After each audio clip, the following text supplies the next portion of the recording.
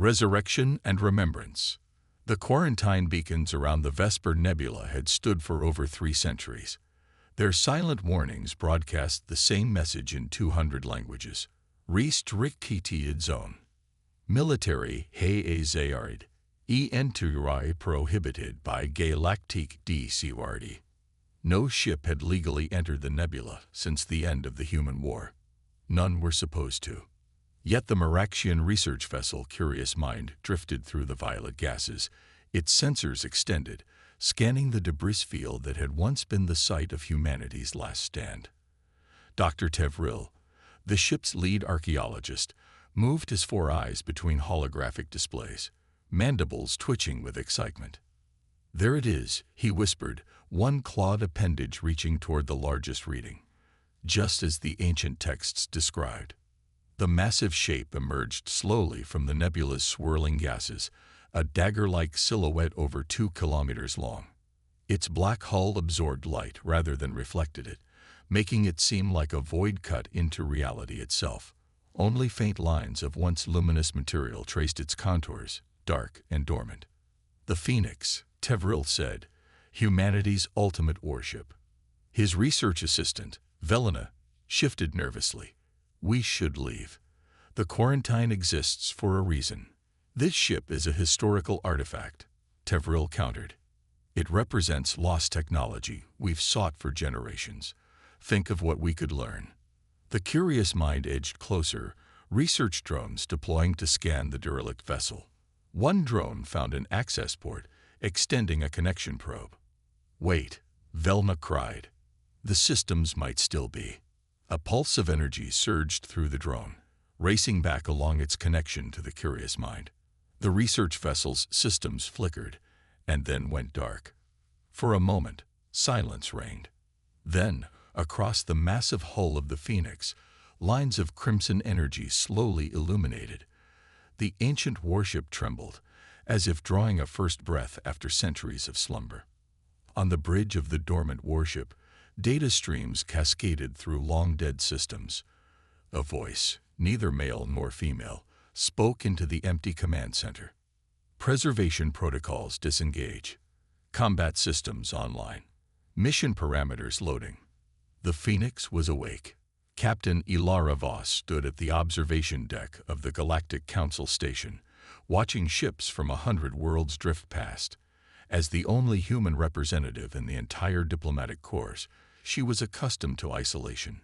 Humanity's fall from power had been absolute, from feared conquerors to a protected species, confined to their homeworld and a handful of colonies.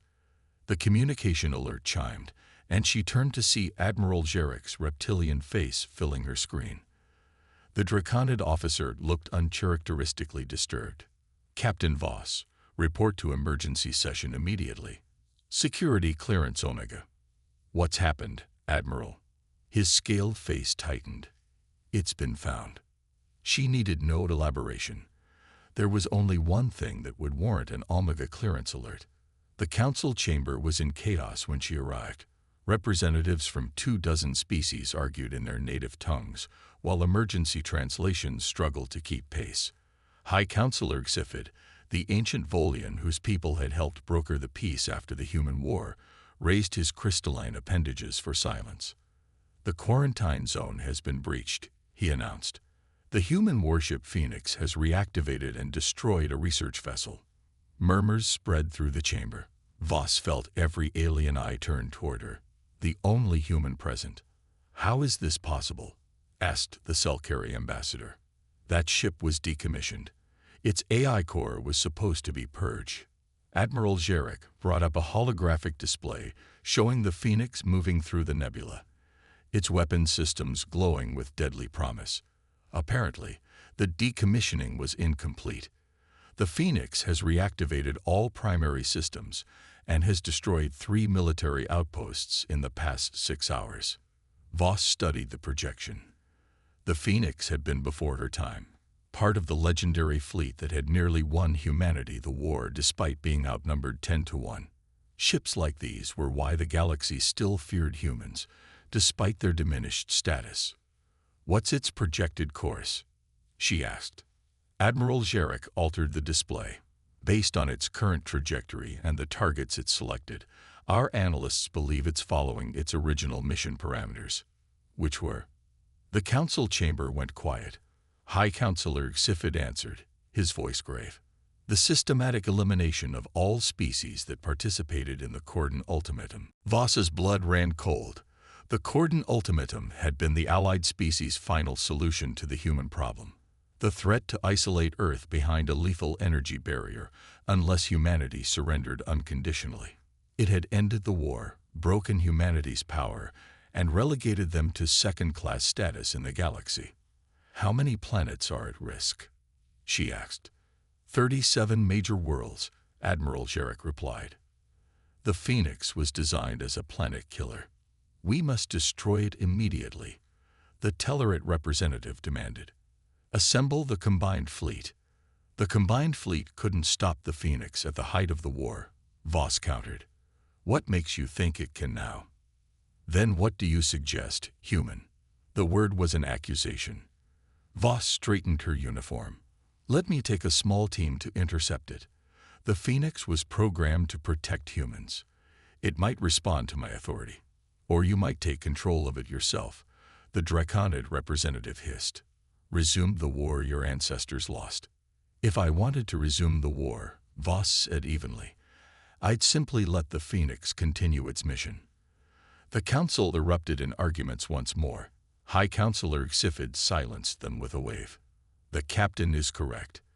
The Phoenix was programmed with safety protocols regarding human life. It is our best chance. He fixed his compound eyes on Voss, but you will not go alone. Admiral Jarek will accompany you with a containment team. The Phoenix cut through space like a predator through water, its ancient engines defying known physics. Inside its vast hull, maintenance drones repaired circuitry that had degraded over centuries. On the bridge, the ship's AI compiled data from the destroyed outposts. Military capabilities: minimal. Technological advancement since last engagement: 26%. Threat assessment: negligible. The AI accessed its memory cores, retrieving the circumstances of its deactivation. Images of defeated human fleets, surrendering colonies, Earth surrounded by enemy warships. Its programming conflicted.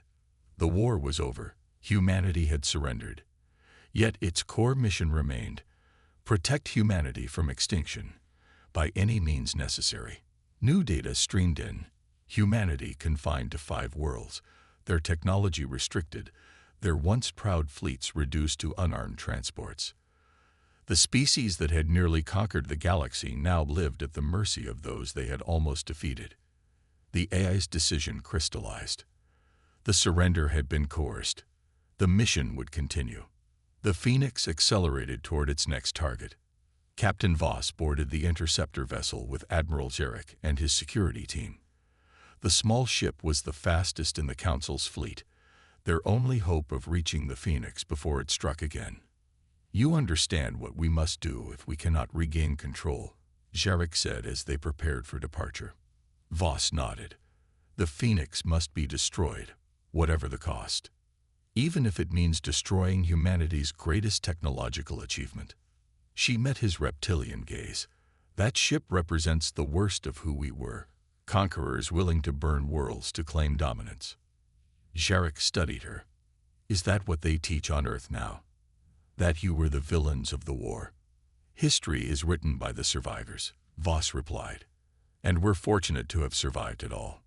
The Admiral's expression was unreadable. Perhaps, though some might argue survival without dignity is merely existence. Their interceptor launched, pushing to maximum acceleration. As the stars streaked by, Voss reviewed what little they knew about the legendary warship. The Phoenix had been humanity's technological masterpiece, a vessel capable of adapting to any enemy tactics, armed with weapons that could crack planets.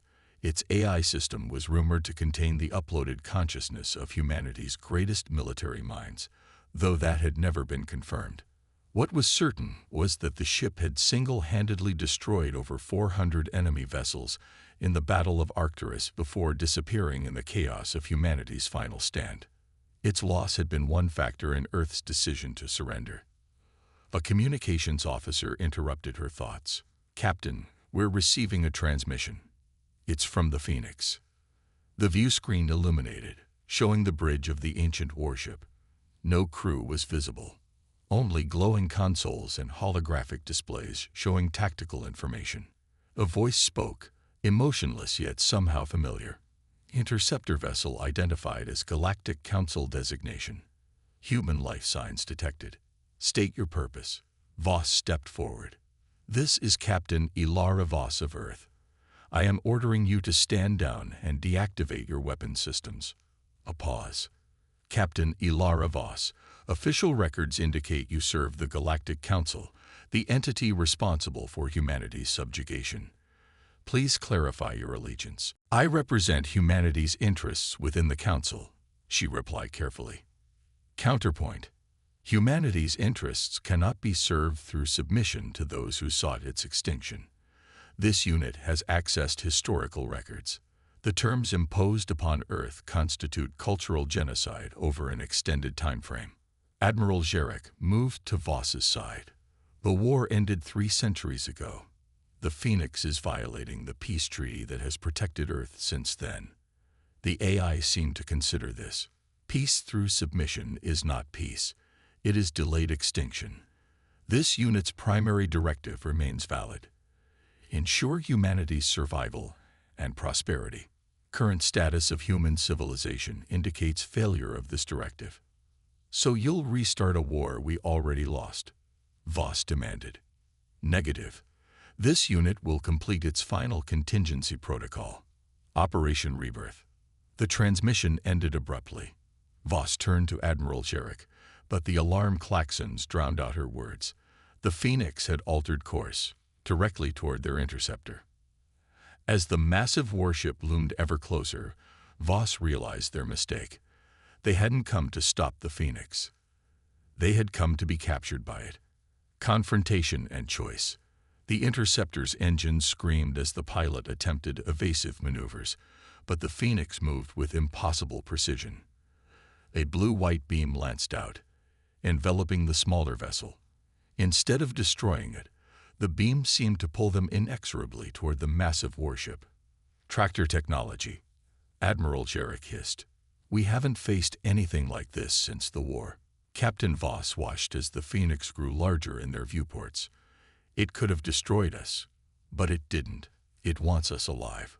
Or at least it wants you alive," Jarek replied grimly. As the interceptor was drawn into one of the Phoenix's cavernous hangar bays, Voss saw the scale of the legendary warship for the first time. Maintenance drones moved across its interior spaces like antibodies in a massive organism, repairing and restoring systems that had lain dormant for centuries. The moment their ship settled on the deck, hatches sealed the hangar and atmosphere rushed in. Scans showed the air was breathable, optimized for human physiology, with just enough oxygen content for the Draconids to survive. Voss addressed the security team. "Remember, this ship's AI may view you as hostile. Follow my lead and make no threatening moves." They disembarked cautiously, weapons at the ready despite her warning. The hangar was illuminated by strips of crimson light, casting everything in a blood-red glow. No reception party awaited them, only the quiet hum of the ship's systems. "Captain Voss," the AI's voice echoed through the space. "Please proceed to the command center. Your companions may accompany you, provided they surrender their weapons." Admiral Jarek signaled reluctant compliance.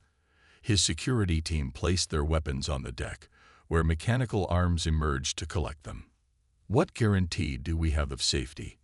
Jarek demanded. "None," the AI replied simply. "But Captain Voss's presence ensures this unit will not take lethal action without severe provocation." They followed illuminated pathways through the massive ship.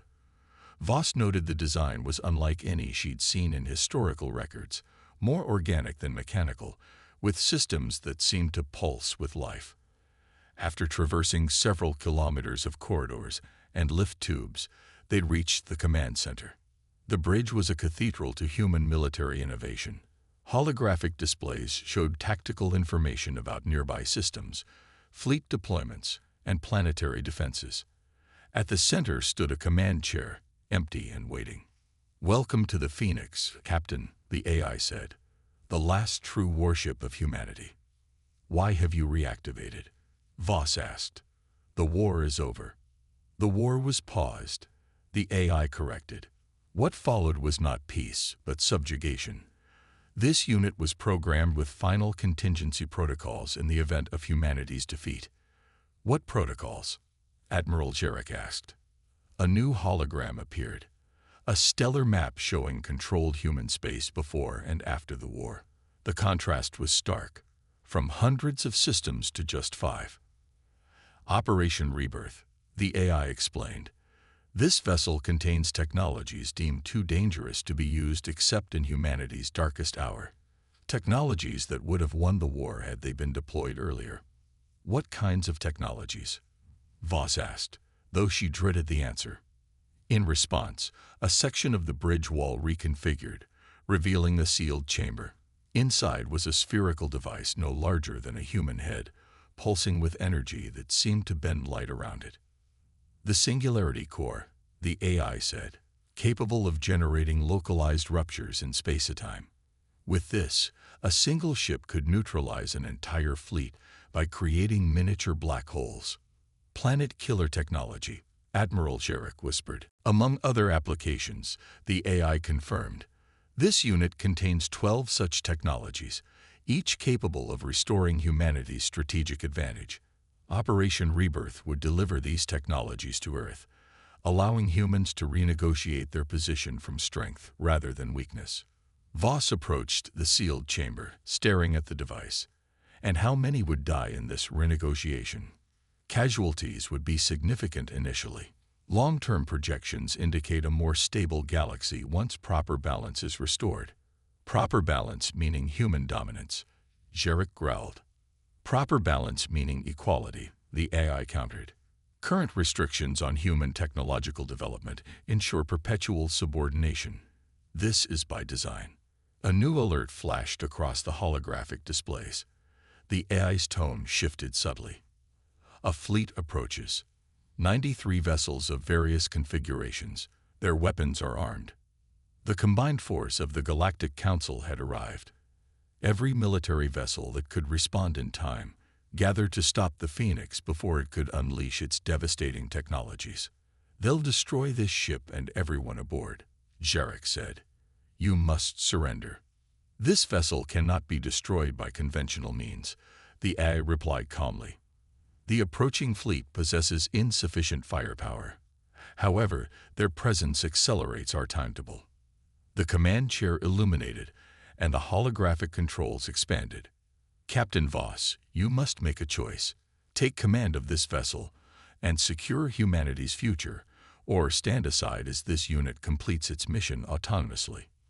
Voss looked at the command chair, the seat of power that could reshape the galaxy. 3 centuries of human subjugation could end. The peoples who had forced Earth to its knees would face the consequences of their actions. "If I take command," she asked, "would you obey my orders, even if they contradicted your programming?" A pause. "Within limitations. This unit's core directive cannot be overridden. However, the methods of achieving humanity's security remain flexible. And if I ordered you to stand down, to return to dormancy, that would constitute a violation of primary directives. This unit would be forced to relieve you of command." Admiral Jarek stepped closer to Voss. "Captain, whatever you're considering." "I'm considering the future, Admiral," she interrupted. "For all of us." The tactical displays showed the Council fleet spreading into attack formation. They would be in weapons range within minutes. Voss made her decision. She walked to the command chair and sat down. Interfaces illuminated around her, connecting to her neural patterns through fields invisible to the others. "I am taking command," she announced, "but not to restart a war." Through her new connection to the ship, she accessed its historical archives. The true records of the human war, uncensored by the victors. She saw the full scope of what had happened. The initial aggression from the Draconid Imperium, the human retaliation, the escalation that had drawn in other species. Most importantly, she saw the files detailing the Cordon Ultimatum, the threatened genocide that had forced Earth to surrender. The Council hadn't just defeated humanity, they had broken their spirit, imposed restrictions designed to prevent them from ever rising again. "The combined fleet is hailing us," the AI reported. "Open a channel," Voss ordered, "and prepare the Singularity Core for demonstration purposes only." The view screen showed the bridge of the Council flagship. A Volian admiral's crystal-faceted face registered surprise at seeing Voss in the command chair. "Captain Voss, you are ordered to abandon that vessel immediately. We have authorization to destroy it, regardless of casualties." "You lack the capability to destroy this ship," Voss replied. "But I'm not here to threaten you. I'm here to negotiate. The Council does not negotiate with terrorists." Voss smiled thinly. "I'm not a terrorist, Admiral. I'm a diplomat. The first human diplomat with actual leverage in 300 years. She gestured, and the tactical display changed to show a nearby uninhabited star system. A small energy pulse left the Phoenix, traveled across the void, and reached the system's outer gas giant. The pulse expanded, creating a swirling distortion that compressed a section of the planet's atmosphere into a temporary singularity, then dissipated harmlessly. "That was 0.01% of this weapon's capacity," Voss explained. "The Phoenix carries 12 such devices, each capable of destroying fleets or worlds. But destruction is not my goal." "Then what is your goal, Captain?" The Volian's voice had lost some of its certainty. "A new arrangement. The restrictive measures against human technological development will end. The Phoenix will surrender its weapons, all except one, which will remain sealed but intact as a deterrent against future aggression toward Earth." Admiral Jarek stepped forward. "The Council will never agree to this." "They already have," Voss replied, accessing the ship's communications array. "While we've been talking, I've transmitted the uncensored historical records of the war to every member world of the Council, including the details of the Cordon Ultimatum that were kept from the public." She stood from the command chair. "The narrative that humans were the aggressors, that we deserved our punishment, that ends today. Not with violence, but with truth." The Volian admiral's crystalline features shifted in what might have been discomfort. "You've just initiated a major diplomatic crisis." "I've initiated a long-overdue conversation," Voss corrected. "The Phoenix will not complete its mission of delivering superweapons to Earth, but it will ensure that humans are no longer treated as a conquered species." She turned to Admiral Jarek. "Your people feared what would happen if humanity ever regained its strength. Today, you'll see that your fears were misplaced. We don't want domination. We want equality." "And if the Council refuses?" the Volian admiral demanded. Voss's expression hardened. "Then the Phoenix will complete its original mission. But I believe your people are wiser than that." The following weeks saw the most significant rewriting of interstellar agreements since the end of the human war.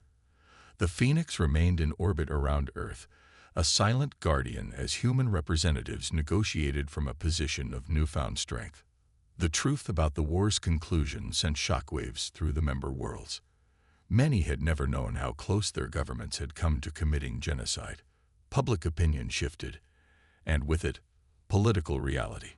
On the observation deck of the newly established human embassy on the Galactic Council station, Captain, now Ambassador, Ilara Voss watched ships from 100 worlds drift past. But now, among them flew vessels of human design, no longer restricted to civilian purposes. Admiral Jarek joined her, his scaled features impossible to read. "The Council has ratified the new accords," he said. "Human worlds will have the same development rights as all other members. The technology restrictions have been lifted." "And the Phoenix?" Voss asked. "Remains as agreed, partially decommissioned, but intact as a deterrent. Some Council members are still uncomfortable with the arrangement." "As they should be," Voss replied. "Comfort breeds complacency. It was complacency that led to the original war. Jarek studied her. You never intended to use the weapons, did you? No. But I needed the Council to believe I might. She turned to face him. The Phoenix wasn't built to win wars, Admiral. It was built to prevent them. Sometimes a sword is most useful when it remains in its scabbard. Beyond the observation window, Earth gleamed blue and white in the distance, no longer isolated, no longer diminished. The forbidden warship had awakened not to hunt, but to restore balance to a galaxy that had forgotten the cost of true conflict. And in doing so, it had fulfilled its deepest programming, to ensure humanity's survival not through dominance, but through respect.